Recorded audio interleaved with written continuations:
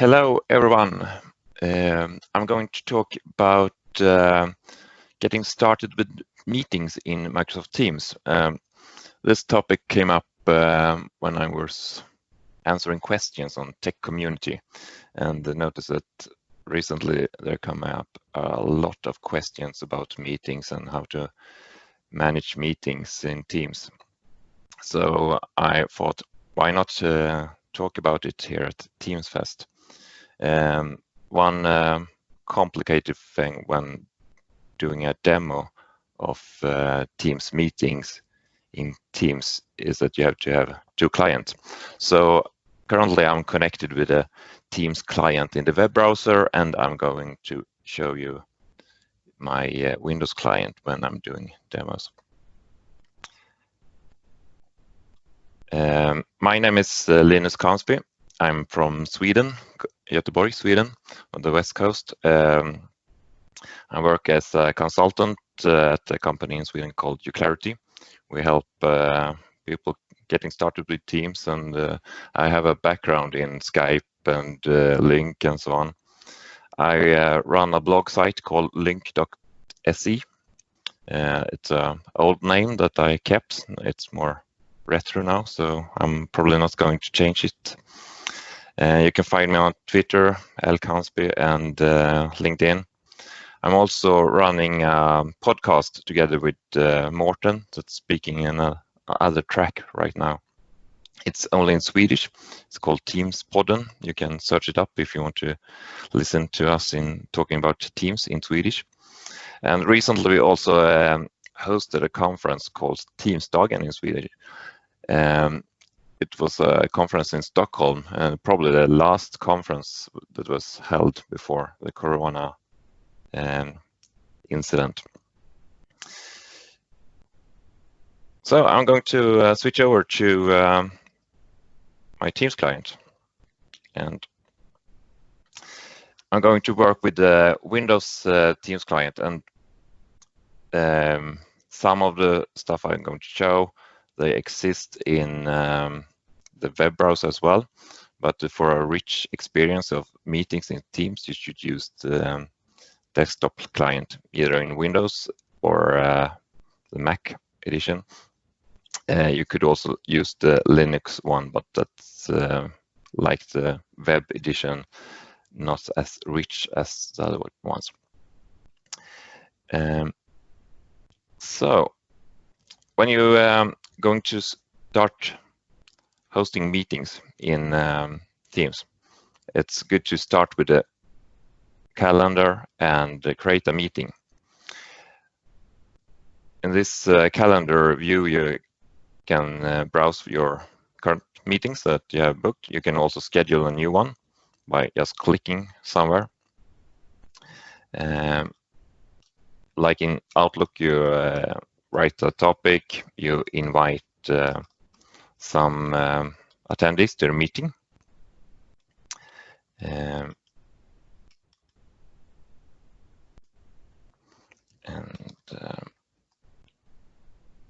it will search in your catalog here and give you some suggestions. It will show time. You can also invite channels if you want to. You can add a location. A location could be a street name somewhere where you want to meet, or a room. And these rooms comes from your Exchange catalog. You have a scheduling assistant here, so you can get an overview of all participants in the meeting, where if they are available or not. But let's select here a time where I can see some of the attendees are unavailable, but I can also see it here in the details. So Isaiah here is not available, then his contact turn red. So let's select a time where everybody are available. And we also have this free text field where I suggest you write some kind of agenda.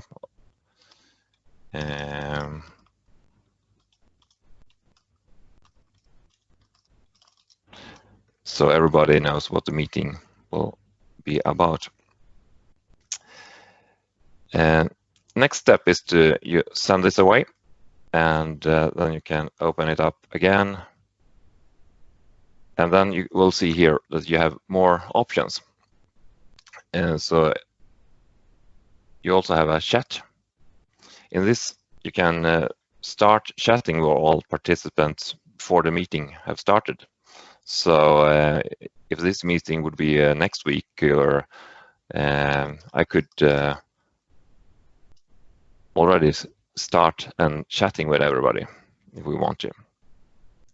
I can upload files here, so everybody could be prepared on what we're going to talk about. I can also start taking meeting notes before the meeting has started.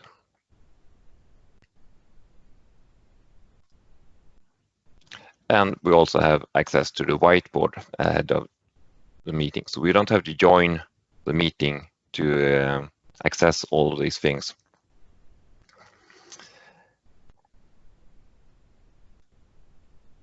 I'm not going to join that now.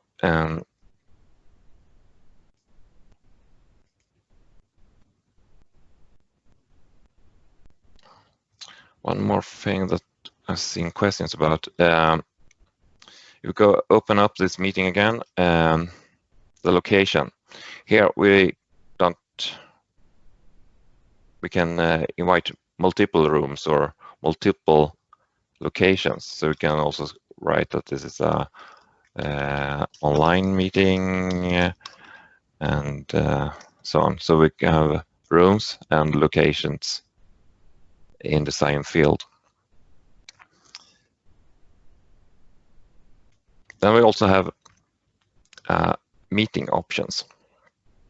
Here we can, if we open this one, it will open a web browser.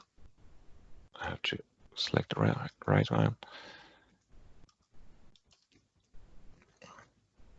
And with these meeting options, we can select who should be able to bypass the lobby. So we have when we're joining a meeting, some of the participants can be placed in a lobby, and we can select who we admit into the meeting. As default, it's everyone that's going to bypass the lobby, but we can also select here people in my organization and trusted organizations, and we can select only people in my organizations. I've seen questions about if I only want myself to bypass the lobby and have everybody, even my co-workers from the same organization, stay in the lobby or have to wait in the lobby. Currently, that's not possible, but there is a user voice requesting this. I'm going to post a blog post on link.se where I post links to all these user voice requests I'm mentioning during this session. Here we also can see who can present. So in a Teams meeting, we have attendees and we have presenters. Presenters, they have more access in the meeting, so they can kick out others and mute others. I'm going to show more about that in a minute. So as default, it's everyone, but I can also show that it's only people in my organization that's going to be presenters, or people I select. And the people I can select are people I invited. So if I invite a channel, I will not be able to pick users here from the channel. I have to invite those specific people to be able to select them.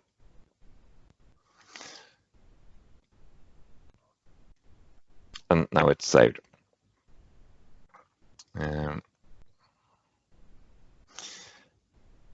We also have the option to create meetings from Outlook. Then we use the Outlook calendar as normal.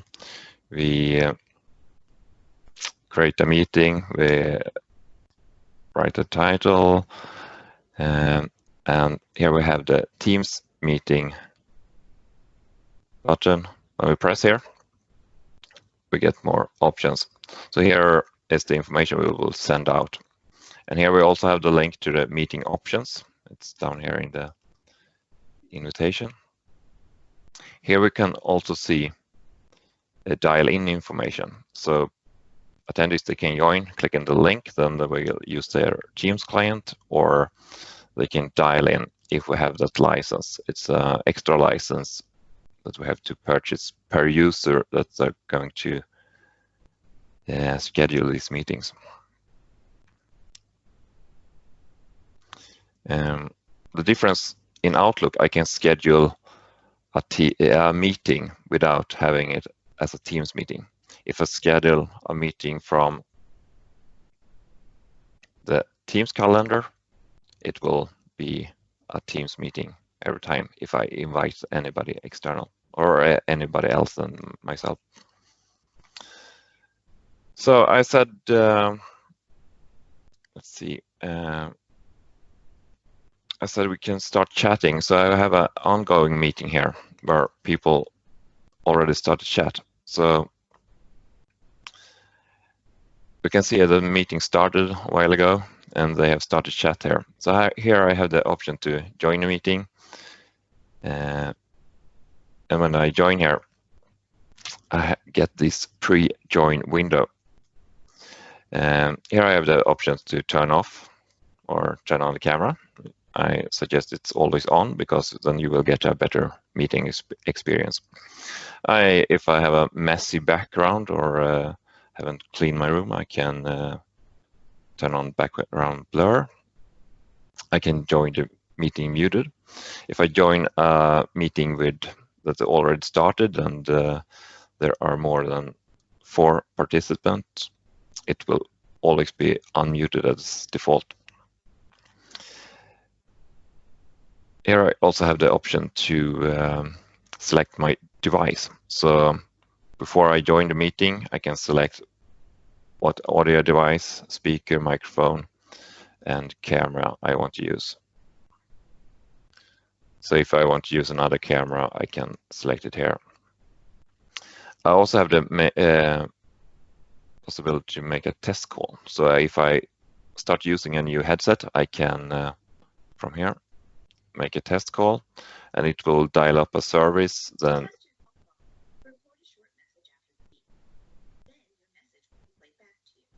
it asks me to record a message, and it will check if it's worked or not.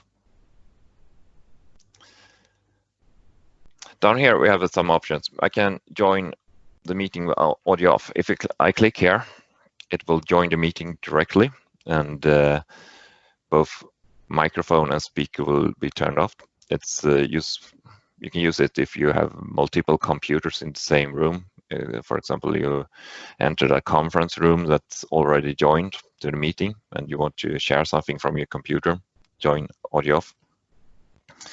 You can join the meeting from your computer and see sharing there, but you maybe want the audio from your phone. So if you click here, it will give you the option to dial in instead. And you also have the option to add a room. So if you have Teams room system somewhere, you can invite that. It should also work if you have your computer close to this Microsoft Teams room. It will recognize that and use something called Bluetooth beaconing and suggest that, hey, you are in a room with this device. Use that device instead for a better experience. When I'm ready, I can join the meeting and I should see the others. So they already joined the meeting here. And I see their video. I will see up to 4 video streams. And here I also have the possibility to turn off my camera. I can mute myself. I can start sharing. I have some more options in this settings menu. I can get the chat, and if we start a chat from the meeting, from the calendar ahead of the meeting, everything will be kept here. I also have a list of all the participants. Here I see some information about all the participants. I can see that they are muted. If I unmute one of them, it should, if you look at Isaiah here, is now unmuted, and now he's muted himself. If somebody are in out driving, or there are a lot of background noise, I, as a presenter, can mute this participant.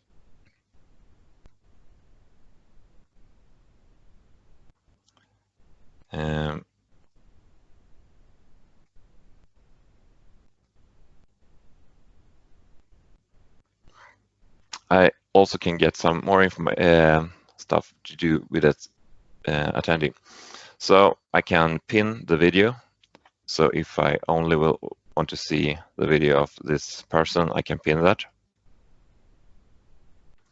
I can remove the participant, and I can make him an attendee.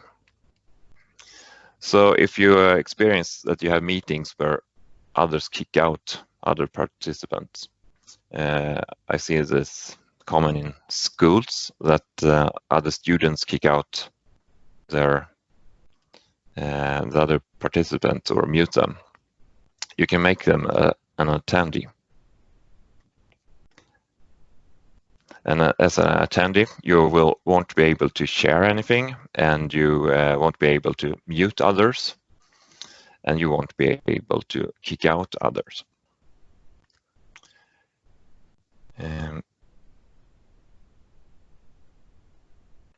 You also have the option to mute all.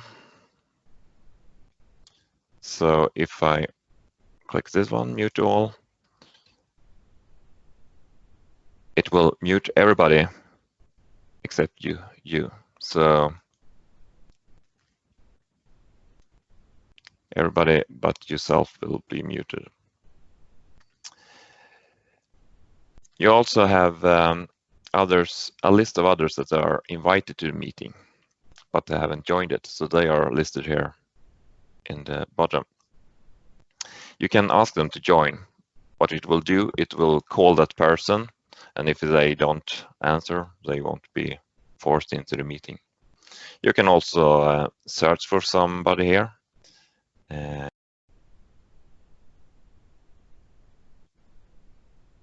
Let's see.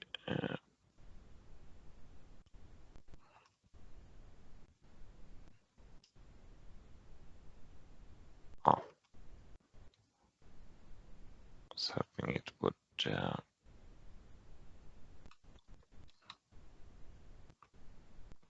You can search for somebody and ask them to join.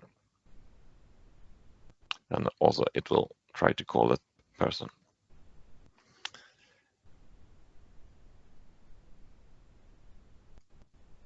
So let's go to the, here we have an action menu. In this action menu, we have some options. So we can go here during the meeting, we can change our device. It's similar to a pre-join. So we can select audio device, speaker, microphone, camera. We also have this, we don't have the test call since we are already in the meeting and can't create a new call. But we have the options to, if I unmute myself, I can get this audio level to see if my microphone is working or not. I also have this private viewing here in the bottom. This is if you share a PowerPoint. Maybe you don't want others to look through the PowerPoint ahead of you. You as a presenter want to be able to click to the next PowerPoint view. So then, or PowerPoint slide. So then you can turn it off, or you can turn it on. And when it's turned on, everybody can look at the next slide in their own pace. Let's close that and go back here. We have we have the meeting notes. We can take notes here. This is saved as a wiki, so it's using the same technique as the wiki that you have in Teams. So it's not possible to back up, do a backup of it on an easy way. And I suggest that you rather using this that you use OneNote. It's probably better for you, but you can try it out. Then we have meeting details. Here we get the same information that we have in the invitation we send out. So if you want to send this to somebody that's not invited to a meeting, you can copy this. Then you go to your mail and create a new email, and you can send it out to them. And they will get the same information that's in a Teams invitation.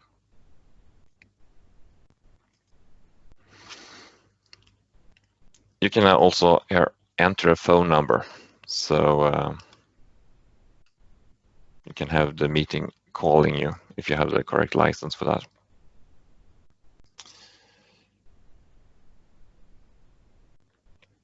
Blur my background, already shown. Turn on live captions. When that's on, you will get subtitles of your meeting. So it will listen on what you say and create subtitles during the meeting. This text is not saved anywhere. It's only live, but if you record the meeting, Microsoft Stream will also have the same function. It's kind of cool because it or it can recognize if I talk about Microsoft Teams, it will capitalize Microsoft and Teams. But if I talk about a team, it will show it in lowercase. It will also bleep if you use curse words or so on. So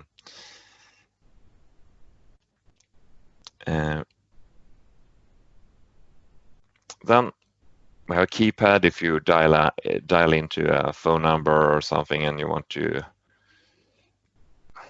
press any IVR information. I don't think I used it anytime in the meeting, but it's there. We can record a meeting. When you record a meeting, it will show a banner up here that you have to inform everybody that they are recorded. And then you stop record this, and it will be saved in Microsoft Stream. And we'll get a notification when that's ready. And the last one here in this menu is turn off incoming video. So if you're on internet connection with bad bandwidth, you can turn off incoming video and you will be able to save some bandwidth.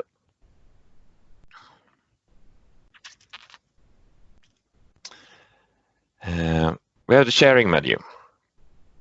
So we can select to share. We can share our screen. And if we want to include audio, say that you want to play a video for the attendees in the meeting, it's good to include system audio. If you now you have to get a warning here because the speaker that you chosen here in Windows have to be the same as the device you used in using in Teams. I have a blog post about this too at link.se. You can share only a window or the full screen, or you can also share a PowerPoint. So let's browse here and see if we have any PowerPoint. Yeah, we have, and share that one. So if you have a PowerPoint and want to have a lot of cool effects when you're changing change a slide, it's better to upload it because it could be if you share your screen instead, the effects won't be as good. Currently, everybody could navigate through the slide like this in their own pace. That was the private viewing I showed earlier, but you also have this here. So if we click this one, others won't be able to click through the PowerPoint in their own pace. Then it's only you that selects what the others should see. We can stop presenting this. Let's see if the meeting is still saving. So let's share Whiteboard. So share button and then Whiteboard, Microsoft Whiteboard. So this is integrated in Teams. We have a whiteboard that everybody that's in the meeting can use. If you have a Surface Hub, it's the same whiteboard function. So that's somebody painted. This is kind of limited. If you use Microsoft Whiteboard app, you will see that have more function. But we can open here, open in app, and then the same whiteboard should be opened in a separate application.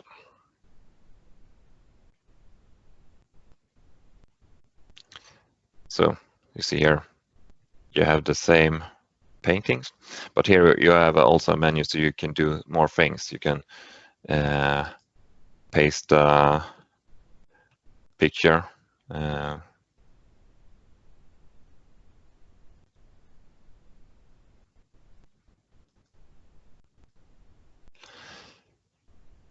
You also have some options here to do, it's in Swedish, but maybe you understand some of it. If you turn this on and I paint a circle, it will correct it because I'm not that good on painting.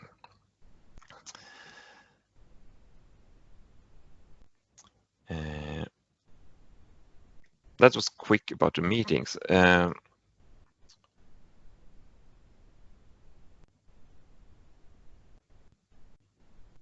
One feature I see a question about is breakout rooms. So if you have a meeting and you want to break out that meeting in smaller rooms, we don't have that function in Teams. But one option could be that you have a team and then you create a couple of channels.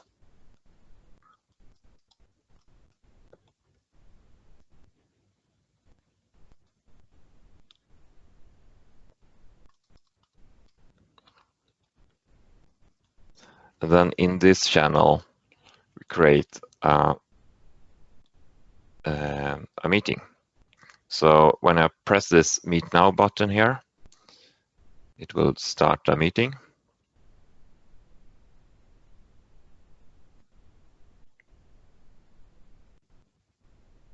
I can then go back to the next channel and do the same thing here.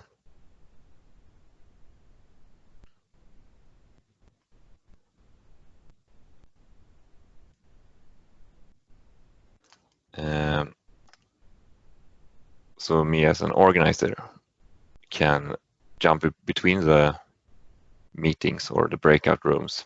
I have them on hold up here. And you can also see on this icon that there is a channel meeting going on.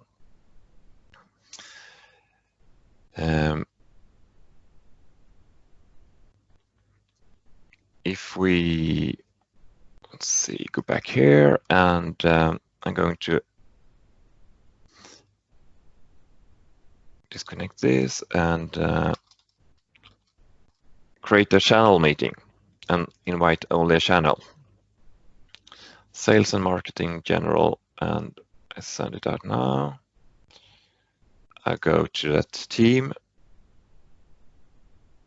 As you can see here that Megan have scheduled a meeting. One problem with this is that the members of this team or channel won't get a notification, or they won't get anything in their calendar.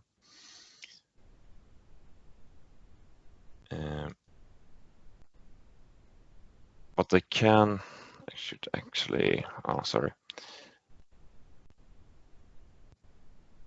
I should do it from another computer. Hold on.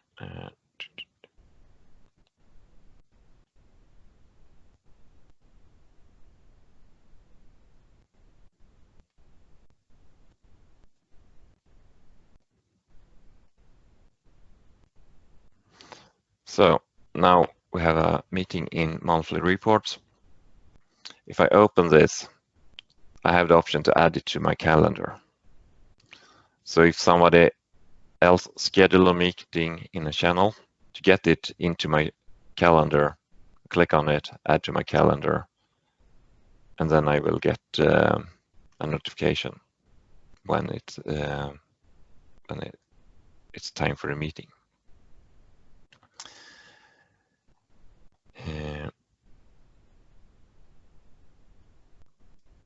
Let's go back to yeah. As you remember, I started a recording in the meeting before, and now it's available here. So it's saved in Stream, and I can open it. It should take me to Microsoft Stream. And here I can see the meeting video. Now it's not that long, but I would get the captions of the meeting text. I can jump in the meeting to the right correction, to the right location. So it's saved in Stream. If you have the correct license for that, you need Microsoft Stream enabled for your users that are going to start the recording.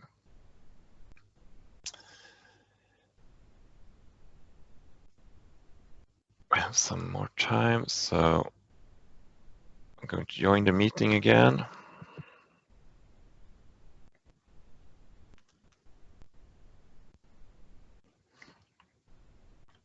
If I'm going to show my phone here. So this is the Teams client from my phone. Here I have the calendar as in desktop client. So I get a list of all my meetings. I also here see in the top here that there is a meeting going on. So from my phone, I can join that meeting as well. So if I want to use the audio from my phone, if maybe I have a better connection or a better headset connected to my phone, I can use that. I can also, if I have a PowerPoint slide uploaded to meeting, I can use my phone as a remote control. So I can control the PowerPoint slides from my phone. And in the meeting, I have in the phone, I have similar controls. I can turn on video, turn off video, mute it, and I have some options here.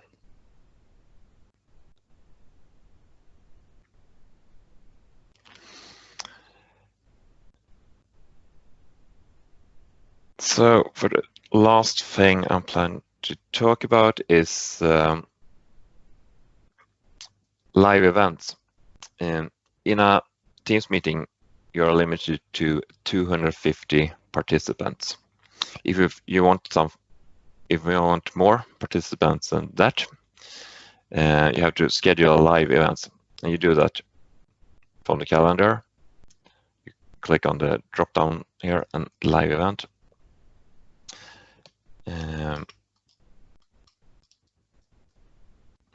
And here you can invite different attendees or users that are going to help you with the meeting. They can either be a producer or presenter. Producer is the one that controls the meeting, selects what contents that will go out, and the presenter is the one talking and showing their desktop or PowerPoint. I can schedule a meeting to only some people can view it. The whole organization can view it, or a public.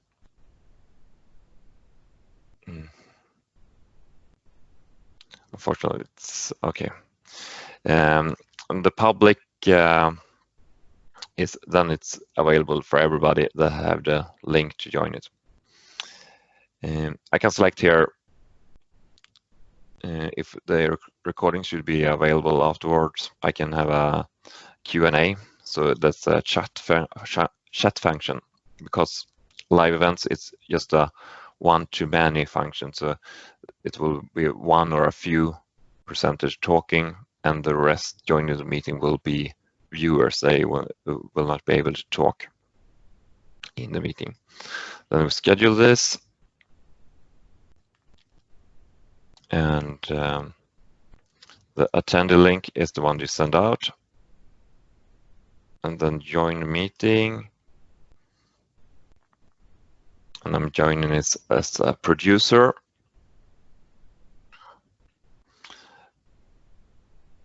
And then it looks like this instead.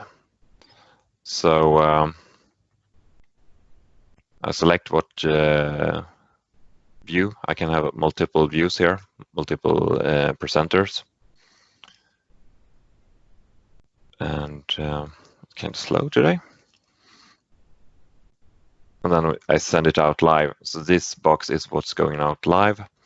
And here's the content I select to show. So I can have multiple cameras here. Live events are for up to 10,000 attendees. And let's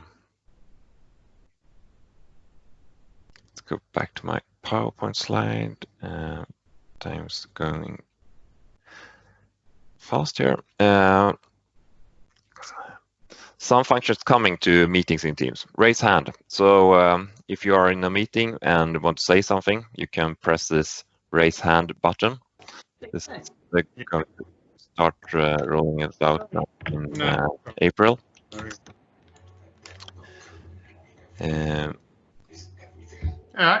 Custom backgrounds. It's also something that's starting rolling out in April. Probably be able to see it in April, May. So then you can not only have your background blurred, you can select a custom background. You can select your own picture to have there. And more video streams.